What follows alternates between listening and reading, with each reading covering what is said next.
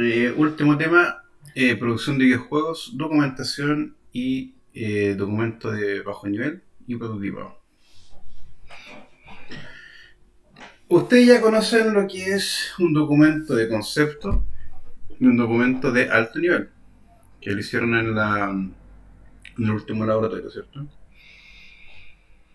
Estos dos documentos son una muy buena base para partir. Y lo que hace ya el GDD es dar el detalle de todo lo que ustedes han visto. El GD es un documento generalmente muy grande que puede estar o en un Word o puede estar en un Google Drive, en un Doc Drive, ¿cierto? Pero también puede estar en una wiki. Pueden haber varios documentos también ligados a este. Hay algunos que dicen que es mejor tener un documento de arte totalmente separado del GD. Es totalmente válido.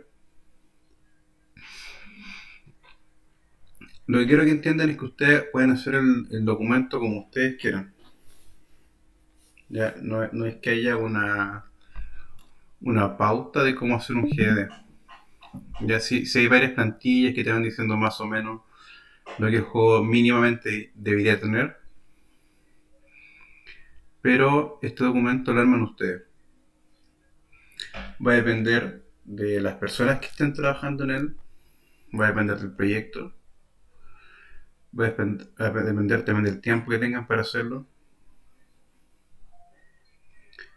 Si por ejemplo ustedes están haciendo un juego muy pequeñito, quizá un documento de alto nivel sea suficiente o incluso hasta un documento de concepto.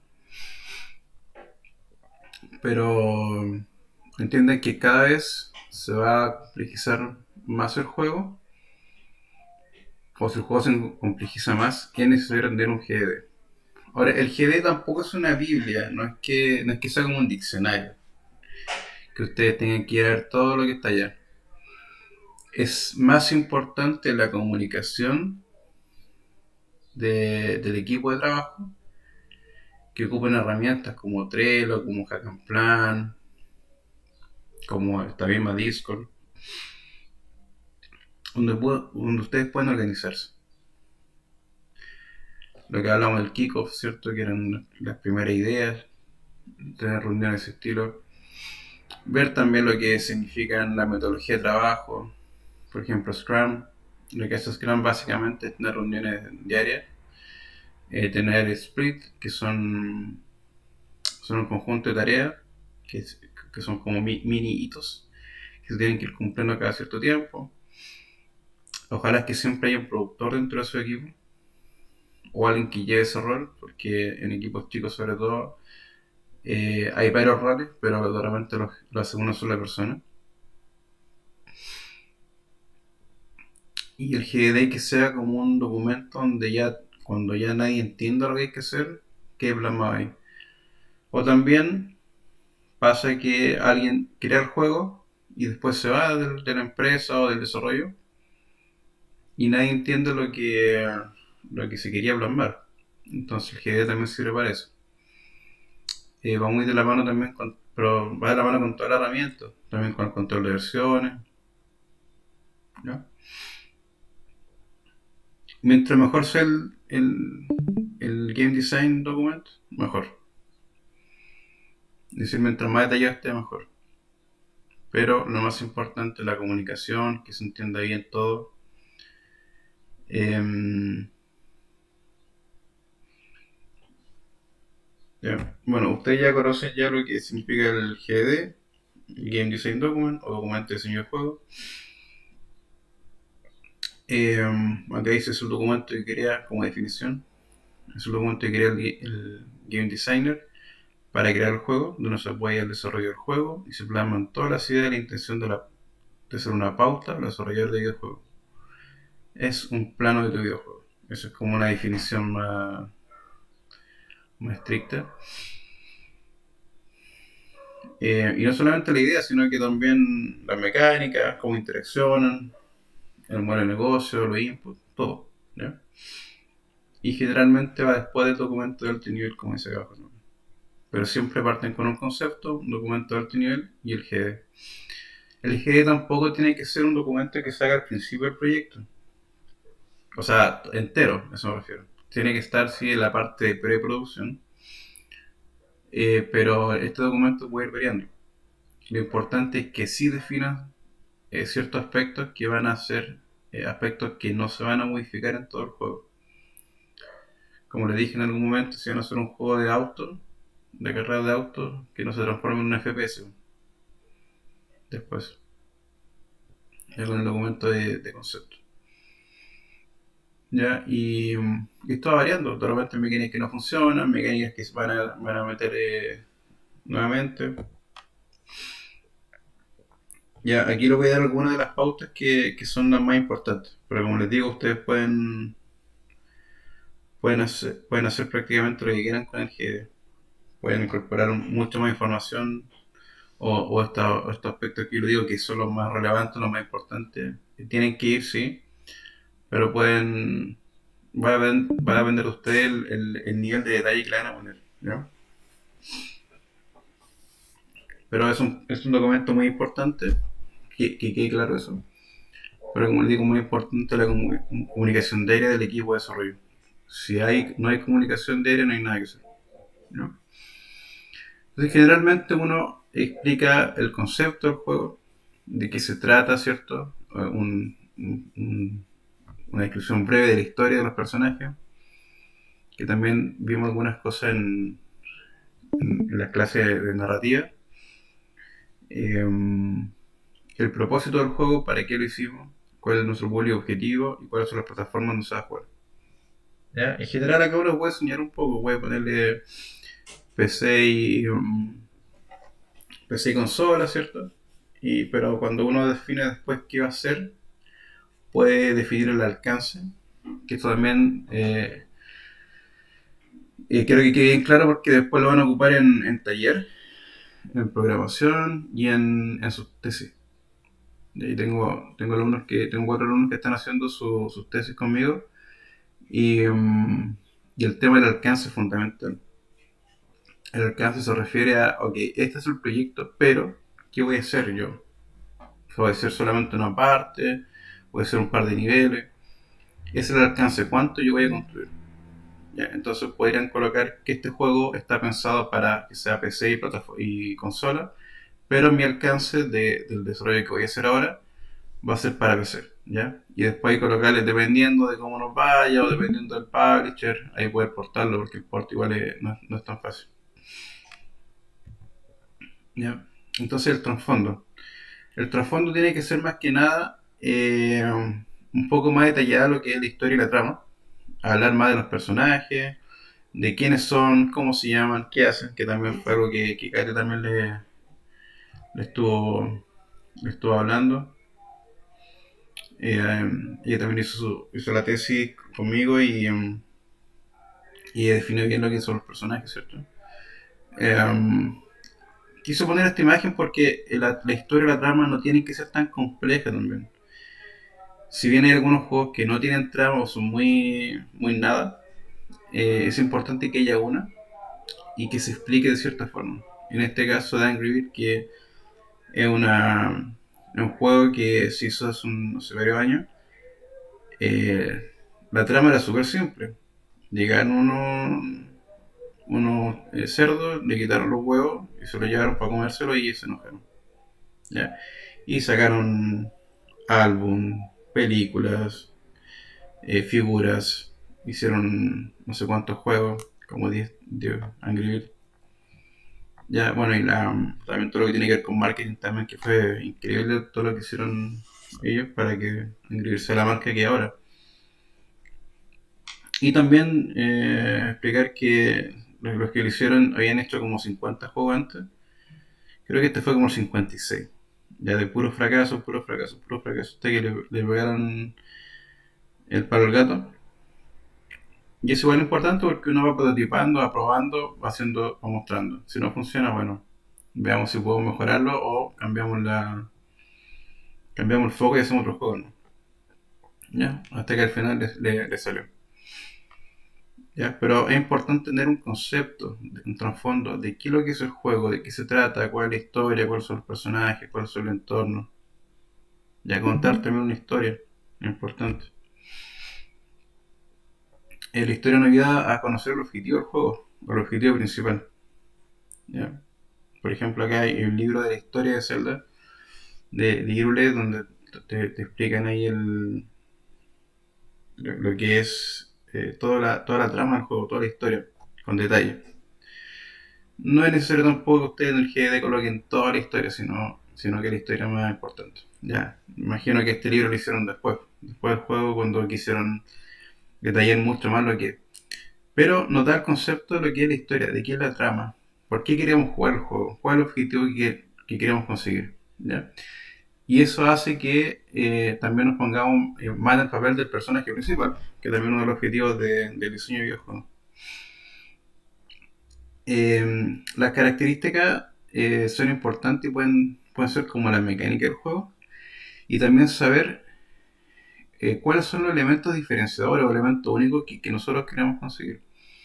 En este caso puse Babette You porque lo habíamos comentado también en clase, lo hemos visto este juego, que si bien tiene una mecánica súper simple, que es moverte y mover estos cubitos, que hay un montón de juegos iguales, y además tiene una gráfica súper simple, como les decía, hasta yo puedo hacer este tipo de gráfica, pero tiene un diferenciador súper claro, ya que tú vas cambiando las reglas del juego mediante va moviendo tus cubitos, ya formando frases. Esto es lo que diferencia el juego. Es decir, cuál es el valor de su juego, cuál es el valor de su proyecto, cómo te diferencias. También lo vimos en el documento de Artenioni. Es muy importante que vayan enumerando todas las características del juego, toda la mecánica del juego, y las van poniendo. También el estilo artístico, cómo hacer la estética del juego, cómo hacer el apartado visual, eh, la música, el ambiente sonoro. Por ejemplo, este es un concepto de lo que es el de Last of Us 2, que fue solamente dibujado. ¿Ya? Pero de aquí al juego pasaron varias cosas. Entonces el juego a lo mejor no se va a ver exactamente igual, pero sí partimos con un concepto que nos diga más o menos de qué se trata el juego, que es más realista. ¿Ya? También el estilo de arte, eh, que no es lo mismo que, el este, que este que lo que les decía, este concepto. Eh, es bueno hacer un mood board, como también lo que mencionaba Katy, que, que nos va dando indicios de cómo queremos que luzca el juego, en todo sentido. Ya sea los personajes, puede ser un moodbook solamente el personaje, o un moodbook de un nivel en particular. Por ejemplo, el nivel de fuego va a ser de este estilo. ¿Ya? Por ejemplo, en el Mario Odyssey también, la característica que tiene es que tiene muchos distintos tipos de niveles. Hay niveles que son más fantásticos, otros que son más caricaturescos, otros que son más realistas. Y, y siempre el personaje como que de alguna otra forma no se ve extraño al mundo. Que eso también es algo que es difícil conseguir. Entonces uno siempre tiene que ir referencia. O sea, queremos que nuestro juego se haga de esta forma y obviamente también tener claro cuáles son nuestras competencias. O sea, yo no podría hacer un Far Cry porque no sé mover en 3D o mi guía uno no lo sabe hacer, por ejemplo. O no sé, tienen que ver qué pueden hacer, ir haciendo ejemplos, ver sus habilidades y tratar de acotar siempre, de hacer algo que ustedes puedan terminar. ¿No? Los personajes igual, por los personajes uno va colocando conceptos del personaje, por ejemplo aquí se fijan, se hicieron las caras, después se hicieron la vestimenta, después la arma. En general uno también va usando variedad de colores. Uno en general lo que va haciendo es ir viendo distintos estilos de personajes o de juegos. Al definirlo, se van creando personajes solamente de este estilo, por ejemplo, puras caras, con barba, sin barba, de pelo negro, pelo amarillo, eh, de edad. más joven, más viejo, etcétera, distintos cuerpos, distintas vestimentas, y así uno va creando los personajes. Todo ese proceso debe ir también dentro del GD. Mostrar ya cómo fue evolucionando también, porque también se pueden tener nociones de la historia de cómo fueron evolucionando estos personajes, y además también mostrar todo lo que puede hacer el personaje. Eh, Todas las mecánicas que tiene también. ¿Ya? También en este caso, en el tema del arte, yo le decía que habían algunas personas que preferían hacer un documento que estuviera fuera del GED, que ellos les hablan la Biblia del arte, que también se recomienda hacerlo, que al final todo lo que sea artístico va en un documento aparte. Y eso sirve también para ir separando un poco los roles, para que no... O sea, alguien que sea programador a lo mejor no tiene nada que ver revisando aspectos artísticos.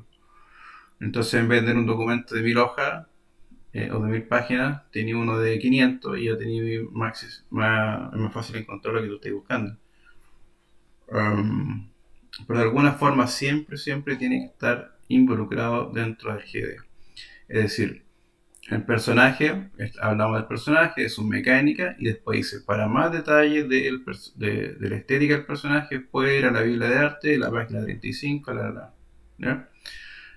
Como les decía, actualmente hay muchas herramientas con las que podemos trabajar, así que es mucho más fácil poder poner un link o hacer una Wikipedia también, que se está haciendo harto eso, para poder explicar mejor el juego. Lo importante es que se entienda, ¿ya? De la mejor forma. Mecánica del juego, elementos del juego, descripción detallada de cada concepto del juego, descripción detallada de la mecánica del juego. Si no está detallado acá, no se va a entender cuando lo hagan. Es decir, si yo tengo una espada y le pego a un enemigo, yo tengo que saber exactamente cuánto le voy a pegar a ese enemigo. Si el enemigo me pega, lo mismo. ¿Cuánto daño hago? ¿Qué pasa si yo a esta espada le pego, pero además hago un poder de fuego? ¿Por cuánto se multiplica? Ya hagan tablas, vayan detallando todo lo que pasa. Y todo lo que ustedes hagan dentro del juego, todas las decisiones que ustedes tomen, tienen que tener un porqué.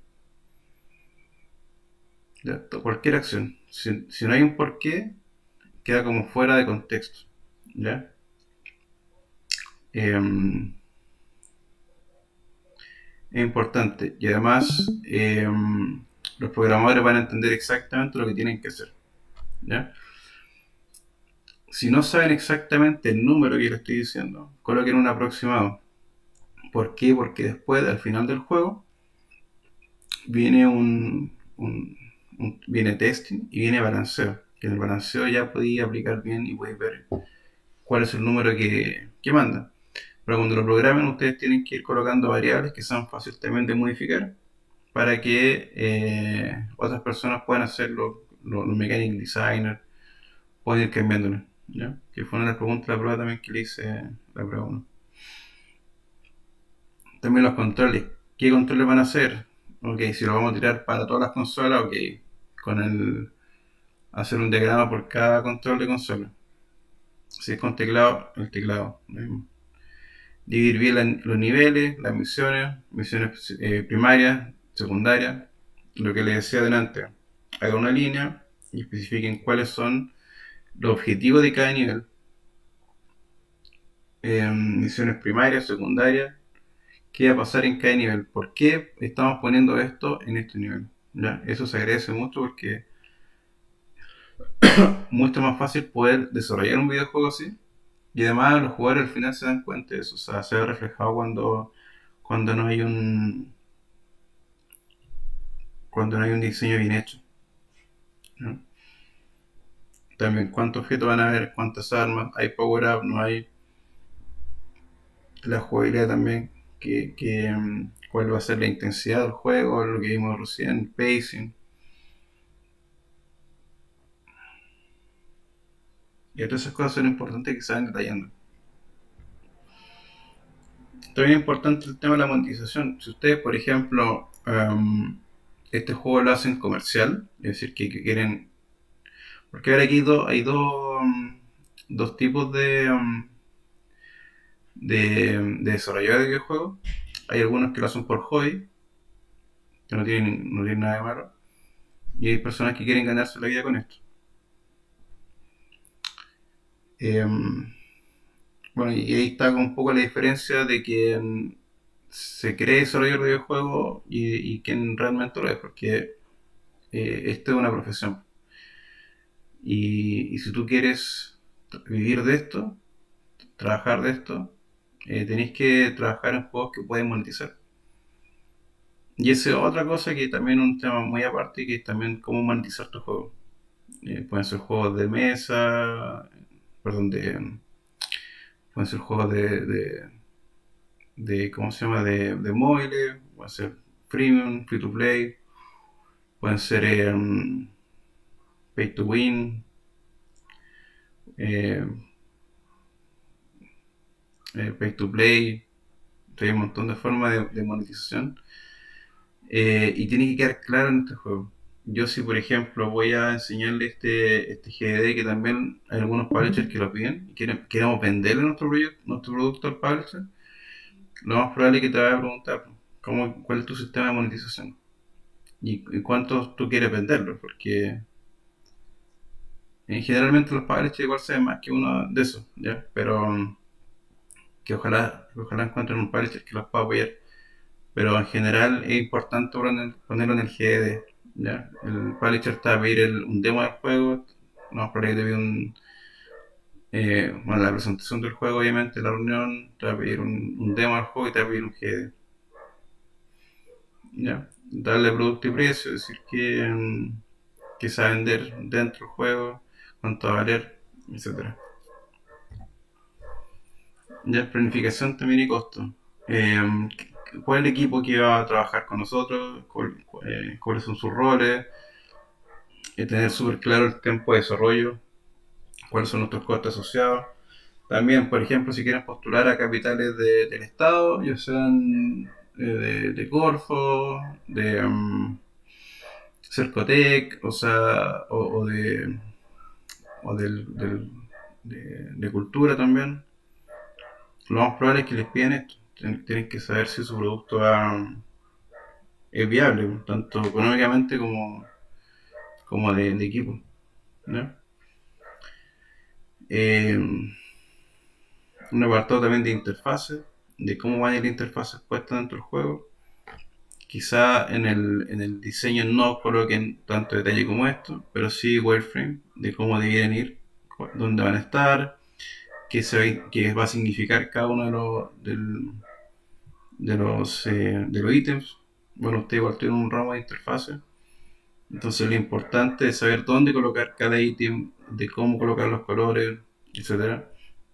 Y también un diagrama de flujo donde te diga, por ejemplo, bueno, parte del menú, si presiono este botón se va a ir a otra interfaz, si presiono salir, se va a ir a esta otra, y así. Un diagrama de flujo que indique, ¿cierto?, cómo se va a mover este diagrama de flujo. Y también dentro de la planificación, también es importante que ustedes vayan colocando los hitos.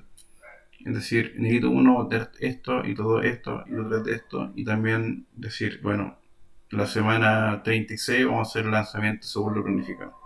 ¿Ya?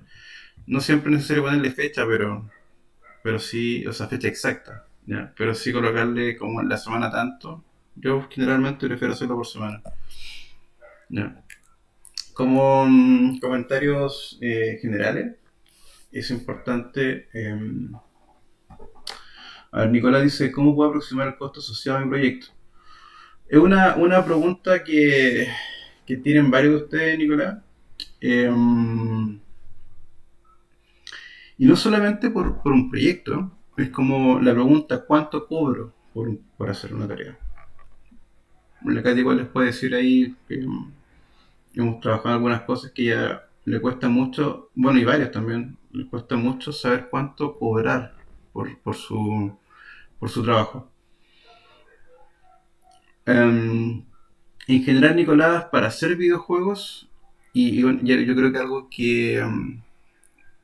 que es un beneficio o algo que es una ventaja para nuestra industria, es que solamente necesitamos un computador. Digo, necesariamente, o sea, solamente necesitamos un computador, pero realmente, obviamente, hay computadores más caros y todo. Pero, por ejemplo, no sé, pues, si te querés dedicar a la minería, tenéis que tener máquinas, o queréis crear algún producto, no sé, pues, en la farmacéutica, tenéis que tener insumos, ¿cierto?, para crear los remedios, que la botellita, que no sé qué. Esos son costos. Los costos son todo lo que tú necesitas para crear tu producto. En nuestro caso, afortunadamente, necesitamos solamente un computador y obviamente recursos humanos, que son nuestra hora. Eh,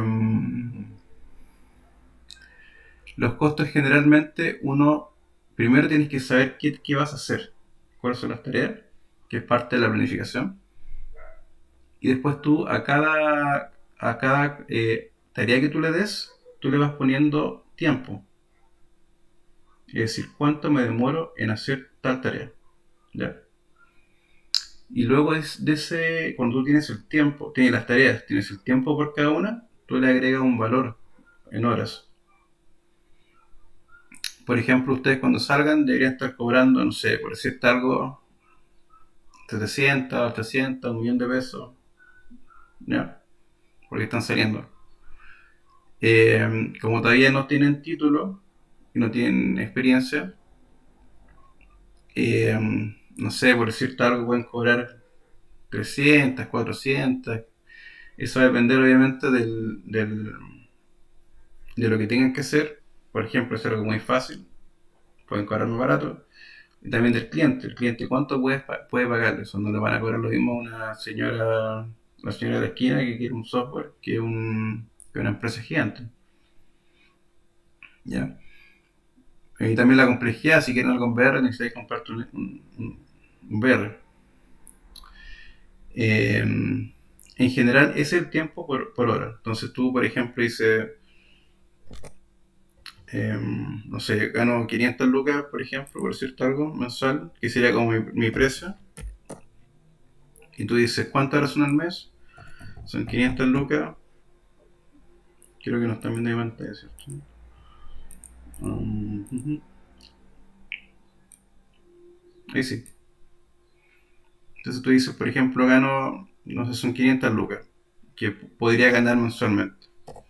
Si lo divides en 180, que son la hora a la semana, perdón, al mes, sácale 2.770 por hora, sería lo que tú gastarías. Redondealo a 3 lucas, ¿ya? Por decir algo. Ahí obviamente cada uno tiene que ver cuánto vale su hora. Pero por ejemplo, 3 lucas es barato, o sea, menos de 3 lucas no pueden cobrar, excepto el profe Marcos, no, mentira. Tienen que hacer valer lo que saben también. Y también entender que tampoco son profesionales, así que tampoco pueden ir su mella. Pero entre 3 y 5 lucas yo creo que está bien por hora para alguien que todavía no tiene título, ¿ya? Ahora también entender que es un sueldo fijo. O sea, es un sueldo que ustedes dicen, ya si gano 500 lucas, no soy pío, pero sí, puede ser. Un sueldo fijo es distinto a un sueldo variable. El sueldo variable generalmente se cobra un poquito más caro porque usted no tiene seguridad de que va a trabajar todo el mes. ¿Ya? Es como vender una bolsa de tiempo. Es decir, ok, mi bolsa de tiempo vale 500 lucas. Pero si me la compré por separado, no sé, vale un poco más, ¿cachai? Eso obviamente tienen que ver ustedes. Pero lo importante es que cuando ya tengan el qué, que es decir, qué tienen que hacer, el cuánto, que es decir, cuánto se demora en hacerlo, ustedes le pueden poner un valor por hora. Ahora también no todas las personas van a cobrar lo mismo. Algunas más expertas que otras, pero también, no sé, por ejemplo, un programador gana más que un artista como en sueldo como de mercado, ¿ya? Ahora, eso no quiere decir que siempre tenga que ganar más, po. O sea, va a depender de la persona, va a depender de su empresa, va a depender de ustedes o con quién quieran trabajar. ¿ya? Pero en general, no sé, un programador senior siempre va a ganar más que un programador normal, pues, en general. Pero obviamente eso lo definen ustedes, ¿ya? Estoy hablando solamente de una realidad de mercado. Eh, y con eso tú ya tienes un costo por hora hombre. Es decir, mi costo como de, sí, de hora hombre son tantos. Ya porque tienes la hora, tienes el valor. Y después tú agregas otro tipo de costos. Que pueden ser un costo de, no sé, de electricidad, de arriendo.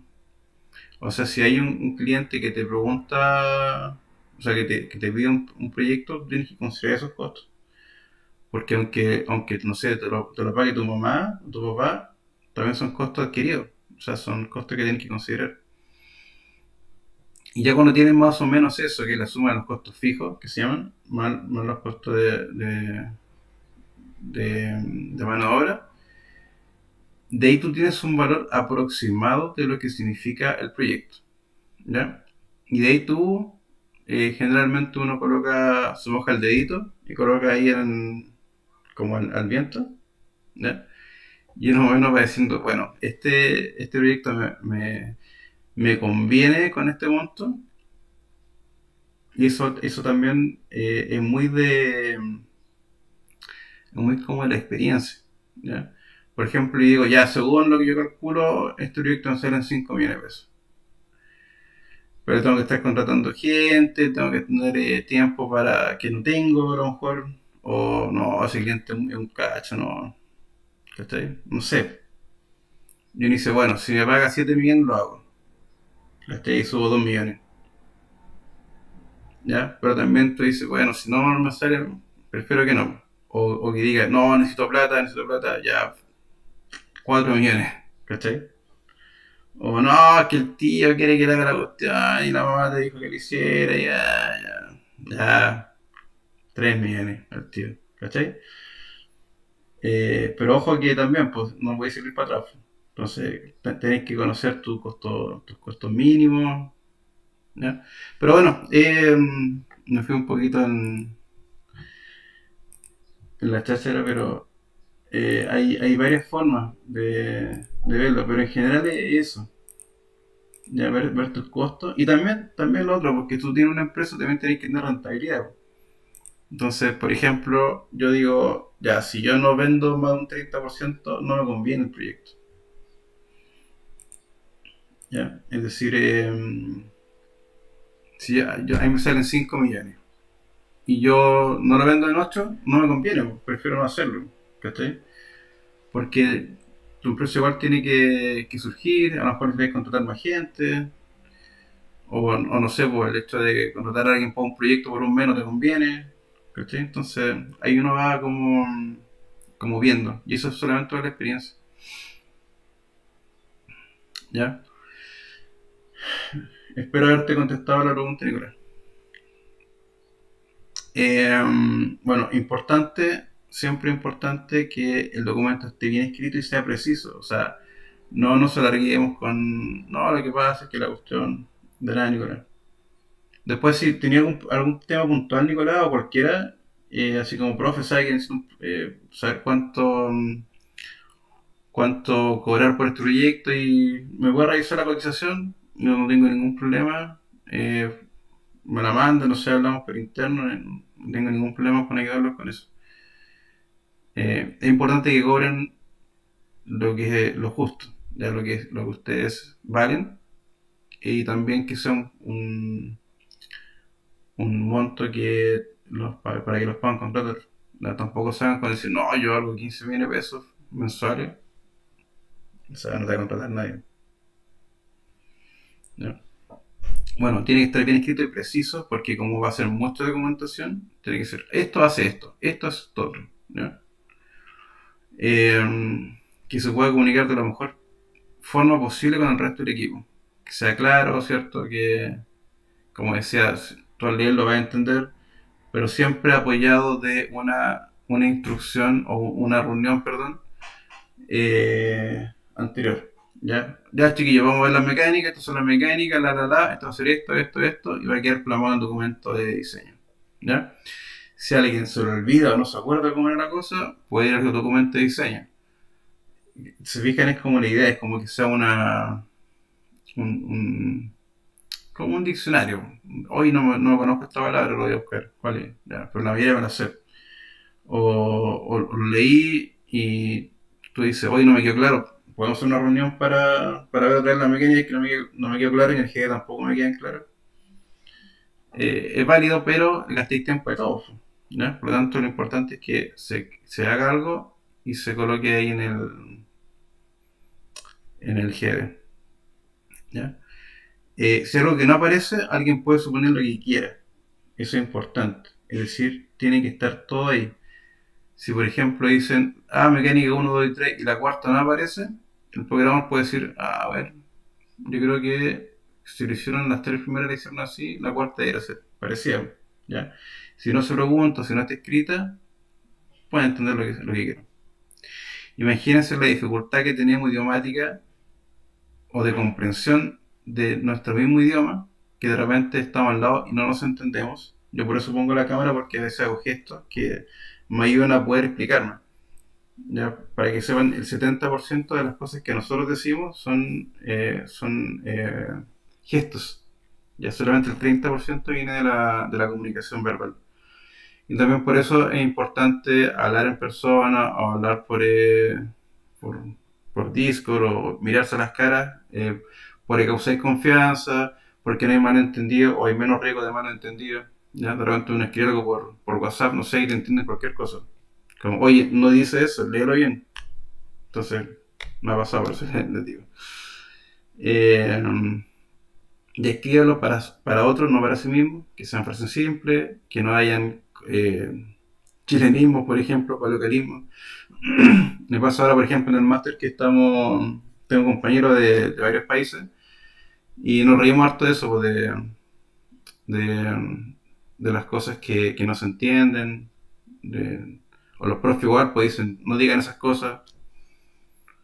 Eh, y yo le digo, profe, eso no es una grosería en Chile, como del caso puntual la semana pasada y alguien dijo, chévere. Y el profe dijo, ¿cómo se dirá aquí en España eso? Y dijo, es como, ¿cómo fue que dijo? Acojonado o algo así. Y esa palabra para mí no es tan, o sea, igual es como un poco, bueno, no hay que exagerar tampoco, pero como decir cojones, fue como un poco fuerte. Pero yo dije, casi se la raja. Y el profe, no, que no digan esas palabras y la cuestión. Y dije, pero si la raja es algo, bueno, algo, o sea, es como algo, no es una grosería acá, pues es como un coloquialismo, ¿no? Le tuve que explicar y el profe dijo, ya. Entonces, él, por ejemplo, tiene un problema de que, como que, es como muy español. Entonces, como que no sabe de que otros pueden decir otras cosas. ¿Ya? Pero bueno, detalle. Pero es importante el ejemplo porque mucho no se entiende. O hay frases que uno dice que de hecho, ciertas regiones del mismo país significan algo que en otra cosa. Que otra cosa en otra cosa, en otra parte. Eh, ya también el tono también. Pero bueno, quiero reflejar lo importante de la comunicación. El GE siempre está en constante mejora. Ya no es un documento estancado. Estamos trabajando siempre con metodologías ágiles, metodologías que son evolutivas, sobre todo los videojuegos, donde nosotros creamos un juego, creamos una experiencia y de repente no podemos mostrarla como nosotros nos gustaría, por diferentes motivos. Y entonces hay que iterar, hay que la revise gente también que esté fuera del proyecto, etcétera. ¿Ya? Pero es importante que todas las decisiones que se tomen queden claras, queden documentadas y que queden en un solo lugar. ¿Ya? Eso es como consejos. Ya, teniendo esto ya, de saber lo que es un documento de concepto, un documento de alto nivel, un documento de bajo nivel, todo lo que es level design, todo lo que es game design, etcétera, llegamos a la última parte que son prototipos. Los famosos blocking o blockout o hacer diagramas con tiles. ¿Ya? Aquí ya estamos creando ya un juego. Por ejemplo, este es un pequeño ejemplo de lo que era Pac-Man, o de lo que partió siendo Pac-Man. Eh, lo que están escribiendo nomás, no hay ningún problema.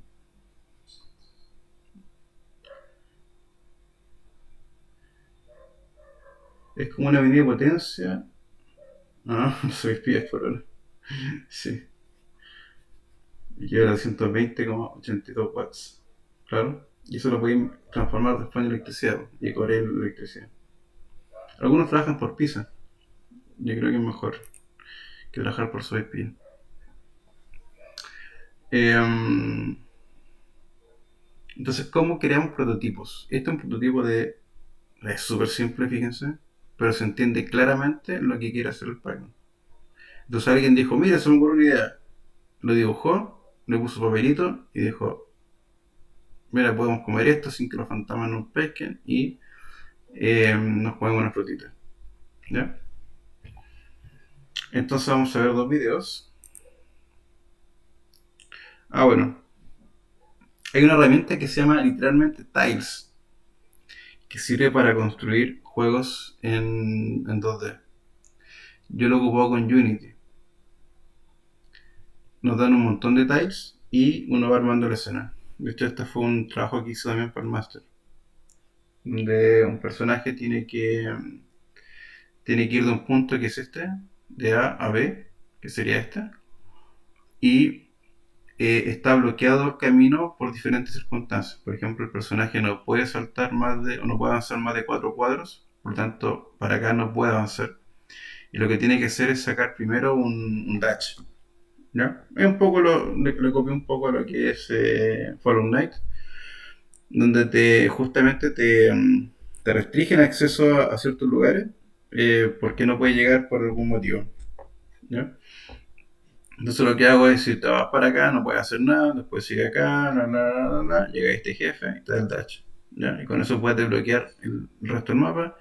Luego es lo mismo, pero este jefe te desbloquea el doble salto, que está visto en esta parte, que acá te da un premio.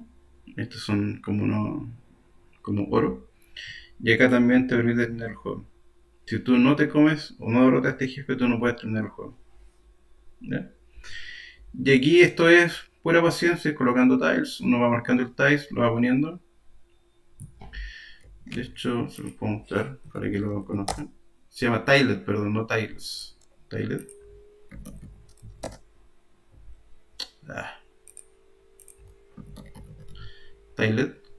Ya hay es como una T de Tetris. Hoy tenía abierto. Ah, sí, porque lo saqué ayer. Entonces uno va, por ejemplo, colocando este. Profe, de momento se ve la presentación únicamente. Muchas gracias. ¿Y sí? Sí, está súper bien. Ya, este es Tilet, la aplicación. ¿Ya? Acá uno tiene unos layers, ¿ya? Que puede mostrándolo, escondiéndolo. Y uno acá tiene como el tileset, donde uno puede ir marcándolo y los puede ir pintando aquí. Por ejemplo, aquí están todos ocultos, esos están bloqueados, entonces uno los va poniendo. ¿Ven? Va como pintando. Ahora, por ejemplo, este tiene que ser, si fijan acá, no, acá se ve como, no sé si alcanzan a apreciarlo, pero hay como un espacio entre medio, como que se nota que no se ve bien, de acá no, porque está bien hecho. Y es porque hay que poner como la esquinita, después lo que va en el medio y después el final. ¿No? Entonces con esto ustedes pueden o hacer prototipos o directamente pueden ocupar esta herramienta para hacer sus juegos. Este yo lo ocupé para Unity y para Phaser. Lo vamos a Phaser también con JavaScript.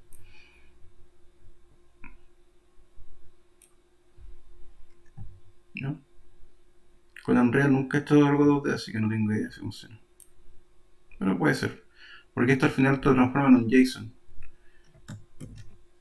En lo que cachan JavaScript, bueno, eso es lo que es un JSON. Pero es una. Es como una um, información parseada para de alguna matriz o de algo así. De información que uno puede descargar haciendo una consulta por un browser. Ya. Ya, acá le voy a mostrar lo que es un blocking. Es importante entender esto porque cuando uno hace los videojuegos, lo importante es primero hacer una construcción de bajo nivel para luego ir probándolo, ir mejorándolo. Si fijan, como se ve acá, acá no tiene ninguna textura y son solamente bloques, bloquecitos. The month of Pueden escuchar, Blocktober, ¿cierto? Blocktober. ¿Se escucha The month of el October. video? No, profe. ¿Ah? Tiene que compartir el sonido. October ¿Ese? is an event Sí, that sí. begins Ya, vamos a adelantarnos. Bueno, el tipo habla de lo que es el Blocktober, que lo que hace es un blocking en octubre. ¿Ya? Pero lo importante es. Creo que first. What is a blockout? Blockout is one of the most important beginning phases of your level design and environment art creation. There are some other terms used for blockout that you may have heard. This includes block-in, your level design, and environment art creation. There are some other terms used for blockout that you may have heard. This includes block-in, white box, block mesh, gray box, but they all mean the same thing. And blockout is a process where you use primitive geometric shapes such as cubes, spheres, cylinders, planes, etc. lo importante es hacer el nivel con puros bloques. Eso es lo que quiere decir. Con cubos, esferas, cilindros, planos, etc. ¿Ya? Aquí en esta parte no hagan ningún asset todavía. Ya, puro bloque, puro bloque. And block in your level designs, game environments, and game art assets. Really focused on blocking in the layout, the shape, establishing size, scale, proportion, and composition of your environment. And if you're creating a playable level, you always Ya, es importante, dijo que porque necesitamos saber las proporciones, los espacios de lo que de cómo va a ser el juego. En el proyecto que ustedes tienen que hacer, no me importa si lo hacen solamente con blocking. Ya, lo importante es que se pueda jugar el juego. De hecho, les aconsejo que lo hagan con blocking. Decir de esta forma, que sea puros cubitos, puros cuadraditos, ¿no? Póngale color igual para identificar ciertas cosas, ¿cierto? Pero que sean básicos, no necesitamos que sea also focus on playable space, tan on importante the en un flow, prototipo. on the pacing, gameplay El implementation, flow, el pacing. and scripting, so you can begin playtesting. Blackout's purpose is not to finish a level or game environment. It's not to make it pretty, it's not to texture, not to light, and not to detail. Nothing is final in your blackouts, and your blackouts will change. The blackout phase often starts very rough and messy. You have to be flexible to be able to change things quickly while working on the entire map, on the entire layout, determining the size, testing scale and proportion, and establishing the playable space. Remember, during blackouts, use simple geometric shapes and placeholder geometry. You want quick iterations and updates. As you work, iterate, update, and refine, your blackouts will eventually become the frame or the skeleton of the level, the game environment. Ya se fijan, primero hacer los bloques sin textura, sin iluminación, sin nada. Y luego todo lo que se va haciendo en el juego de arte se va haciendo sobre estos blocking. Ya, hasta que quede como corresponde. ¿Ya? Siempre usar primitiva. Lo importante es entender las dimensiones, dónde van a estar los espacios. ¿Ya? Esa es como la idea principal. Aquí este el October lo que hizo fue que en todo October hizo un nivel con puro bloque. Ya, y finalmente un ejemplo acá que les quería mostrar.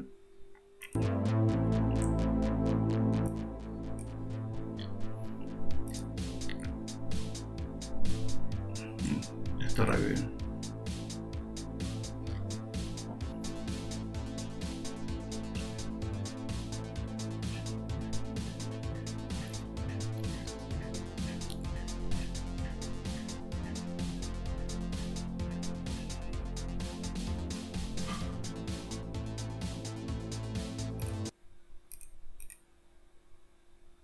Pura música nomás, así que da lo mismo. Se lo muestro en 3D porque en 2D es más fácil visualizarlo. Y si fijan ahí va colocando, va probando el juego.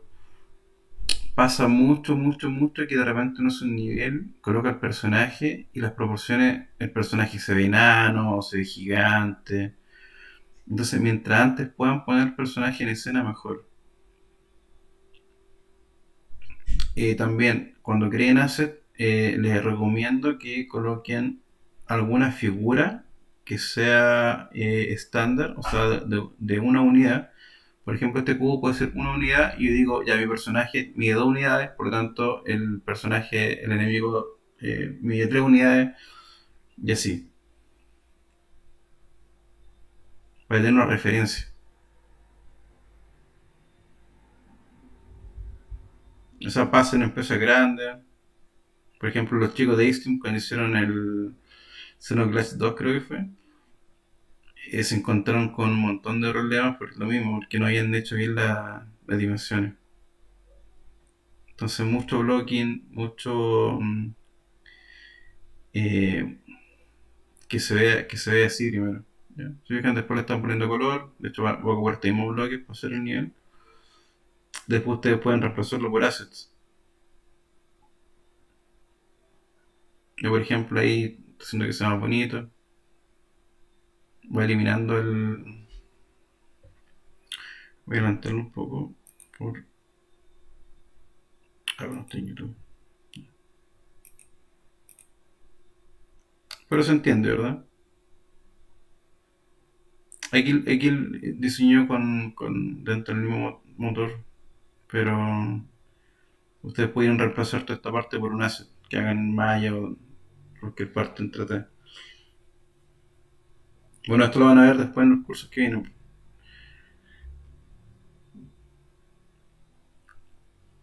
Stroke.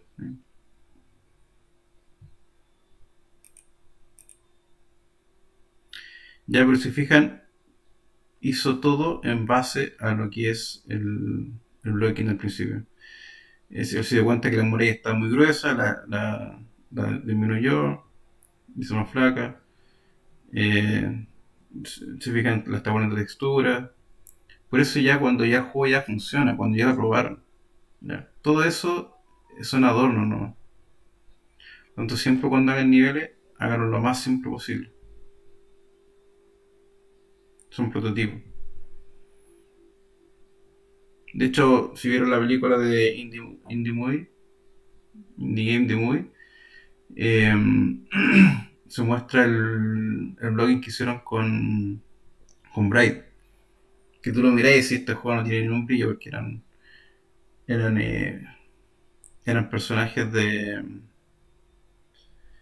como de Atari, prácticamente. La gráfica era como de Atari. Pero se notaba la mecánica, se entendía bien el juego. Y después, claro, Braid es un juego que se destaca igual por su arte, entonces cuando ya lo tuvieron listo, funcionaba bastante mejor. Ya chicos, con esto termino la clase. Em, Más que nada felicitarlos porque de verdad fue un gusto para mí hacerles clases. Como ven ahora hay un montón de personas conectadas. Em, no ha pasado en otros cursos que a veces parten mucho al principio y después se van. Y también pasa con mis otros colegas también que me dicen lo mismo. Eh, Así que los felicito porque son un grupo bien participativo. También lo comentábamos con Katia también en los laboratorios también, que es bueno eso de que se echen la talla, de que trabajen. Y de verdad nos sorprendieron bastante bien con los trabajos que han hecho. Así que esperamos también que ver buenos proyectos en finales. Así que por mi parte eso. No sé si Katy quisiera agregar algo o alguien. Terminando. No, también, o sea, darle las gracias a ustedes. Como súper entretenido no tener que estar hablando y haciendo un monólogo toda la clase o todos los laboratorios. Yo igual he sido como más ayudante en otros ramos y también en los años anteriores, entonces es súper agradable que tengamos como, haber tenido como una buena comunicación, que ustedes se hayan sentido como con la libertad de preguntar cosas. A lo mejor, pucha, no sé, yo la disfruté harto. Y es como mi última ayudantía también, así que igual me toca como la fin. Entonces, igual, chiquillos, gracias a ustedes, gracias. Y pucha, sus laboratorios me sorprendieron harto, eran súper buenos, eran agradables de revisarlos porque siempre cumplían con todas las cosas. Y nada, pues yo espero que les vaya súper bien en los otros cursos que vengan ahora. A lo mejor no voy a estar yo, pero sí van a haber otros ayudantes que los van a poder apoyar. Y eso. Gracias por su compromiso, a la talla de la semana antepasada nomás, que se pusieron ahí a lesear con los grupos, y mutearlo y todo eso. La inmadurez. A pesar de eso, gracias por todo.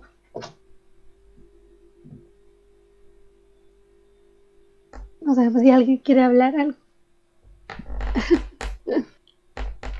Bueno, igual vamos a ir comunicándonos porque tenemos que ir avanzando en los proyectos. La idea es que sea la prueba y después tengamos clases ya de revisión, de que nos vayan preguntando cosas, ir viendo avances, de que nosotros podamos apoyarlos también en los proyectos. Es importante que hagan buenos proyectos porque es una cara visible para ustedes y van a aprender harto con esto. Y les va a servir también, no solamente para los ramos que les quedan de la carrera, sino que para su vida. Así que, Ahí la próxima semana tienen la prueba, ¿cierto? sí, próxima semana hay prueba y laboratorio ya no hay más. Pues.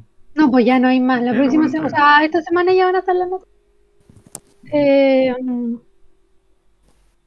Así que ahí cualquier cosa estamos comunicando. Igual vamos a estar disponibles aquí en el canal. ¿Cuándo la O, entrega del proyecto? profe, ¿Cómo? La entrega del proyecto. ¿Cuándo es? Ujú. Llegó el tiro.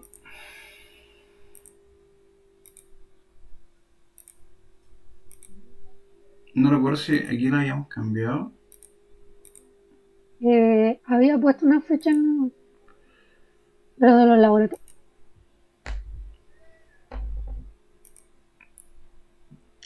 Porque yo la tenía para el 4 de julio, la entrega del proyecto, pero creo que la cambiamos. 9 de julio. ¿9? 9 de julio. Está en el canal general. Ok, ok. Si me acuerdo que cambiamos la... Ah, claro, aquí está. Cambié de fecha. Sí. 4 de... El laboratorio 4 lo habíamos cambiado al 15 de junio, si ya lo hicimos. Sí. La entrega de proyecto para el 9 de julio.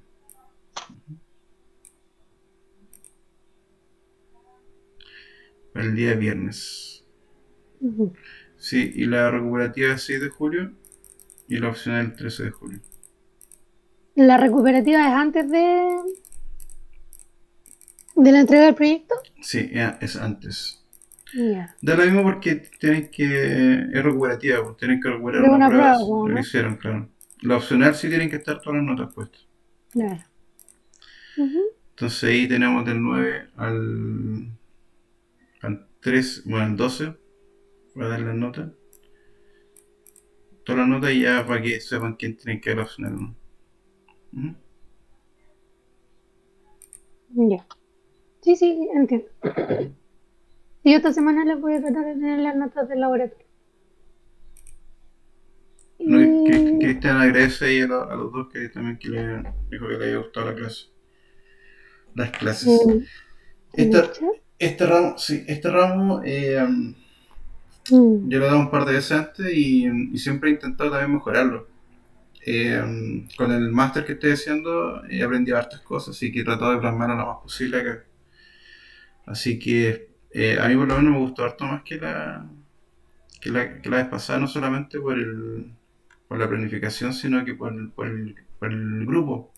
Creo que son una buena generación, así que espero que sigan así unidos, que, que tengan algo que decir en la carrera de esta generación, que saquen buenos proyectos.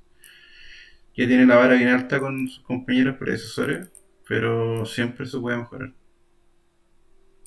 Hay que seguir mejorando y hacer mejores productos. Yo igual aprovecho de darle las gracias, profe, porque puta, ha sido bastante agradable ver que levantarse y estar a las 8:30 aquí en clase, pues sí ha valido la pena. Sí. Porque hay veces que realmente no dan ganas de levantarse, pero yo digo, pucha, al menos los martes sí me dan ganas de despertarme. Y eso es motivador en varios aspectos. Nah. Así que me ha gustado bastante bien cómo se llevó el curso. Si bien quizás no he dado mi 100%, así como sí o sí todo el rato, pues he tratado de dar la mejor calidad posible para mis trabajos, junto con mis compañeros. Así que esperamos que cuando ya tengamos el 9 de julio, tengamos algo bastante decente para que lo revisen. Pero, pues, gracias Nicolás. Igual fuiste bien participativo en las clases, pues igual ayuda harto también a hacerlo. Gracias. Sabemos igual que todos estamos un poco mermados también por el tema de la pandemia, de que no nos vemos.